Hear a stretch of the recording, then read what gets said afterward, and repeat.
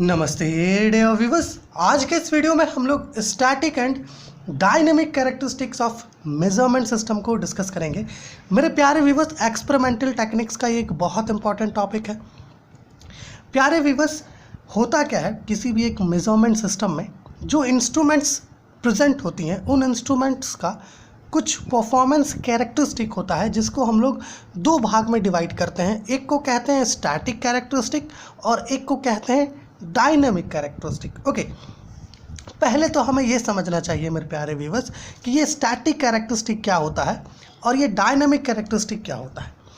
मेरे प्यारे व्यूअर्स, अगर आप स्टैटिक कैरेक्टरिस्टिक के नेम को देखें तो यहाँ पर क्या है, स्टैटिक, अर्थात ये ऐसे कैरेक्टरिस्टिक्स हैं ओके जो विथ रिस्पेक्ट टू टाइम, है ना, टाइम के साथ साथ बदलते नहीं हैं, है ना, और अगर बदलते भी हैं तो बहुत स्लोली बदलते हैं। Okay, so what is static characteristic?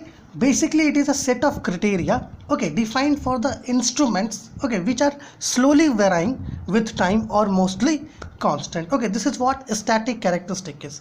Now let's move and understand what is dynamic characteristic. मेरे प्यारे व्यूअर्स, देखिए डायनेमिक कैरेक्टरिस्टिक जो है ऐसा सेट ऑफ क्राइटेरिया होता है ओके इंस्ट्रूमेंट्स के लिए जो समय के अनुसार विथ रिस्पेक्ट टू टाइम बहुत रेपिडली चेंज करता है, उसको कहते हैं डायनेमिक कैरेक्टरिस्टिक। और डायनेमिक कैरेक्टरिस्टिक के अंदर जो है ये चार कैरेक्टरिस्टिक्स आते हैं, इनको हम लोग डिस्कस करेंगे डिटेल में। और अगर आपको पीडीएफ नोट्स चाहिए एक्सपेरिमेंटल टेक्निक्स का तो आप हमारा जो टेलीग्राम चैनल है वहाँ से जा करके डाउनलोड करके लिख सकते हैं, ये भी आपको वहाँ पे मिल जाएगा। ओके, सो यहाँ पे हम लोग क्या करेंगे, पहले जो है हमारा जो स्टैटिक कैरेक्टरिस्टिक है इसको थोड़ा डिटेल में डिस्कस करते हैं। तो स्टैटिक कैरेक्टरिस्टिक के अंदर जो है कई अलग अलग टर्म्स देखने को मिलते हैं, जैसे कि यहाँ पर हम लोगों ने डिफरेंट टर्म्स लिखा है, accuracy, precision, linearity, dead zone, okay, static error, drift, threshold, sensitivity, bias, reproducibility, okay, repeatability, tolerance and range. Okay, तो इन सब को यहाँ पर क्या करते हैं, समझते हैं बारी बारी से। सबसे पहला तो यहाँ पर देखिए एक्यूरेसी। एक्यूरेसी क्या होता है, देखिए बेसिकली क्या है, अगर आप किसी भी चीज़ को मेज़र कर रहे हैं तो आपको एक वैल्यू मिलेगा जिसको आप कहोगे मेजर्ड वैल्यू। ओके, और जिस चीज़ को आप मेज़र कर रहे हो, जिस फिजिकल क्वांटिटी को आप मेज़र कर रहे हो उसका कुछ ट्रू वैल्यू भी होगा, तो आपका मेजर्ड वैल्यू ट्रू वैल्यू से कितना क्लोज है इसी को कहते हैं एक्यूरेसी ऑफ मेजरमेंट। जैसे कि मान लीजिए कि आपने acceleration due to gravity measure किया जिसका value 9.8 metre per second square होता है। आपने जो मेज़र किया मतलब एक्सलेशन ड्यू टू ग्रेविटी का ये ट्रू वैल्यू है और आपने जो मेज़र किया वो आपको है ना 9.7 मीटर पर सेकेंड स्क्वायर मिला, तो ऑब्वियस सी बात है ये वैल्यू क्या है, बहुत क्लोज है 9.8 मीटर पर सेकेंड के स्क्वायर से, है ना। तो हम लोग ऐसा कह सकते हैं कि है ना ये एक्यूरेसी ऑफ मेजरमेंट, है ना, एक्यूरेट वैल्यू हम लोग इसको ले सकते हैं। Okay, so this is what accuracy क्या है, degree of closeness of measured value to that of true value. Okay, now precision, देखो प्रिसीजन और एक्यूरेसी आपस में रिलेटेड नहीं होते हैं, है ना, लेकिन ऐसा इसका डेफिनेशन ही होता है कि हम लोग कंफ्यूज हो जाते हैं कि भैया एक्यूरेसी क्या है, प्रिसीजन क्या है। ओके, तो इसको हम लोगों ने अलग वीडियो में डिस्कस किया है डिटेल में, वहाँ से आप देख पाओगे। यहाँ पे हम लोग केवल प्रिसीजन समझेंगे। मेरे प्यारे व्यूअर्स, प्रिसीजन की अगर बात करो आप तो प्रिसीजन देखो होता क्या है, मान लीजिए यहाँ हम लोगों ने एक्सक्लेशन ड्यू टू ग्रेविटी की बात की, आपने क्या किया, एक्सक्लेशन ड्यू टू ग्रेविटी को कई बार मेज़र किया। ओके, कई बार आपने एक्सक्लेशन ड्यू टू ग्रेविटी को मेज़र किया, है ना, कुछ इस प्रकार से आपने मेज़र किया, हर बार जो है आपको इस प्रकार का वैल्यू मिल रहा है। तो ये जो ट्रू वैल्यूज़ हैं, माफ़ कीजिएगा, ये जो मेजर्ड वैल्यूज़ हैं, आप इन मेजर्ड वैल्यूज़ की तरफ ध्यान दीजिए। ओके, ये मेजर्ड वैल्यूज़ क्या है, आपस में बहुत क्लोज हैं। ओके, तो इन मेजर्ड वैल्यूज़ को क्या कहेंगे, प्रिसाइज, है ना। प्रिसीजन का मतलब है कि जो मेजर्ड वैल्यूज़ है वो आपस में कितना क्लोज है। ओके, आपका जो भी मेजर्ड वैल्यू है वो आपस में कितना क्लोज है उसी को हम लोग प्रिसीजन कहते हैं, है ना। सो ये क्या है, प्रिसाइज वैल्यू है, और चूंकि एक्यूरेसी भी इसका ज़्यादा है तो हम लोग ये कह सकते हैं accurate and precise value. Okay, this is what precision is. अब आइए बात करते हैं लीनियरिटी का। देखो लीनियरिटी क्या है ना, ये किसी भी इंस्ट्रूमेंट का, है ना, मेजरिंग सिस्टम में किसी भी इंस्ट्रूमेंट का एक एबिलिटी होता है कि जैसे जैसे आप इनपुट दे रहे हो वैसे वैसे वो लीनियरली और सिमेट्रिकली आउटपुट आपको देते जाएगा, है ना। मतलब है कि वैसे वैसे आपको इनपुट कैरेक्टरिस्टिक वो रिप्रोड्यूस करके देते जाएगा, है ना। इसका जो ग्राफ होता है लीनियरिटी का उसको कुछ इस प्रकार से हम लोग बनाते हैं। मान लीजिए इस डायरेक्शन में आपका इनपुट है और इस डायरेक्शन में आपका आउटपुट है। ओके, तो जैसे जैसे आपने इनपुट दिया वैसे वैसे जो है आपका आउटपुट भी बढ़ रहा है, अर्थात है ना यहाँ पर लीनियरली और सिमेट्रिकली आपको आउटपुट मिलते जा रहा है।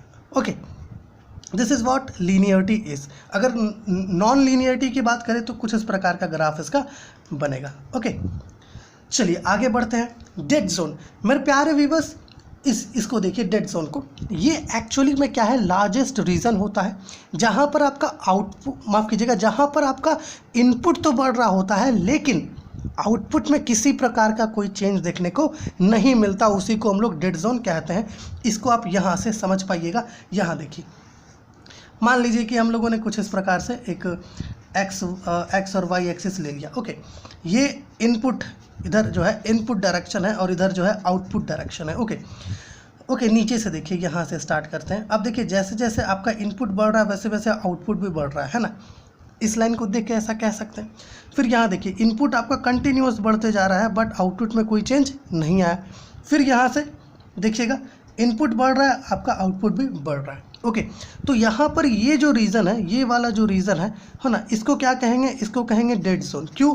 क्योंकि ये एक ऐसा रीज़न है जिस रीज़न में आपका इनपुट तो बढ़ रहा है ना, इनपुट जो है कंटिन्यूअसली बढ़ रहा है बट आउटपुट में किसी प्रकार का कोई चेंज देखने को नहीं मिल रहा है।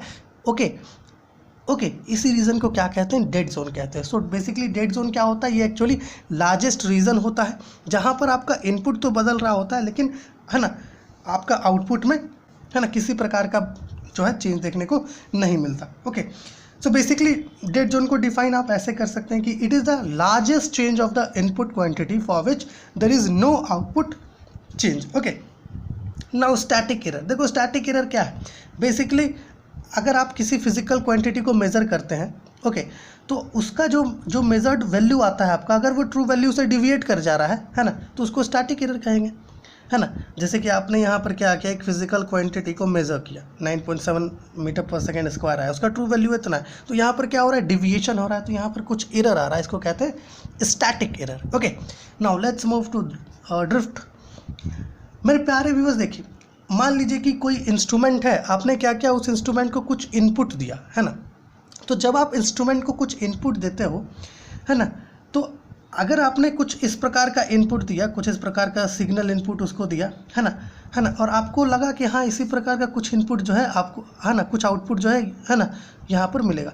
लेकिन अगर आपको कुछ इस प्रकार का सिग्नल देखने को मिल गया, है ना, हैवी सिग्नल देखने को मिल गया, तो इसको कहते हैं ड्रिफ्ट, है ना। कहने का मतलब है कि जब आउटपुट में अनडिजायरेबल चेंज हो, है ना, आपने ऐसा डिज़ायर नहीं किया कि हाँ ऐसा चेंजेस हो सकता है, ओके, है ना, लेकिन वैसा चेंजेस हो रहा है, तो उसको क्या कहेंगे, ड्रिफ्ट कहेंगे। Okay, undesirable change in the output, okay, is considered as drift. Now threshold.